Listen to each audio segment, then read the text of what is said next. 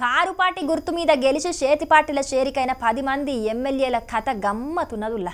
కాంగ్రెస్ పార్టీలో చేరినా చేరలేదని ఓగలు చెప్పుకుంటే లేదు లేదు నా ఫోటోలను ఎవరో కాంగ్రెస్ పార్టీ ఫ్లెక్సీలు ఎత్తున్నారు, నేను ఇంకా బీఆర్ఎస్ పార్టీలోనే ఉన్నానని ఇంకో ఎమ్మెల్యే, ఇంకొకరు చేరిన కాంగ్రెస్ పార్టీనేది ఇడుతున్నారు.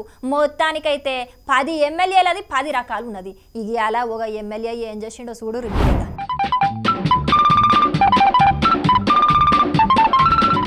ఇగో ఇడ 3 రంగుల కండువలను అక్కడికి వచ్చినోళ్లకు వరుస వెట్టి గప్పుతున్న సారును ఏర్పాటు చేసిండ్రా అనుల్లా. ఈ సారు పేరు కాలే యాదయ్య. చేవెళ్ల నుంచి కారు పార్టీ తరపున ఎమ్మెల్యేగా గెలిచిండు. కాకుంటే కాంగ్రెస్ పార్టీలో చేరికైండు. కానీ కారు పార్టీ లీడర్లు పార్టీ మారినోళ్ల మీద అనర్హత వేటయ్యాలని సుప్రీంకోర్టుకు పోతే మేం పార్టీ మారలేదని చెప్పిన ఎమ్మెల్యేలల్లా ఈయన సుతం ఒకలు. ఇన్ని దినాలు పార్టీ కార్యక్రమాల్లో కాకున్నా ప్రభుత్వ కార్యక్రమాల్లో మాత్రం అధికార పార్టీ ఎమ్మెల్యే లెక్కనే పాల్గొన్నాడు. ఇప్పుడు మాత్రం ఏకంగా పక్క పార్టీలకెంచి కార్యకర్తలను విలిచి మరి కాంగ్రెస్ పార్టీ కండువలుగా అప్పుతున్నాడు. మొత్తానికైతే ఇన్ని రోజులకు మేం కాంగ్రెస్ పార్టీలో చేరలేదని చెప్పుకుంటున్న ముసుగు పక్కకు పోయిందని అంటున్నారు కారు పార్టీ కార్యకర్తలు.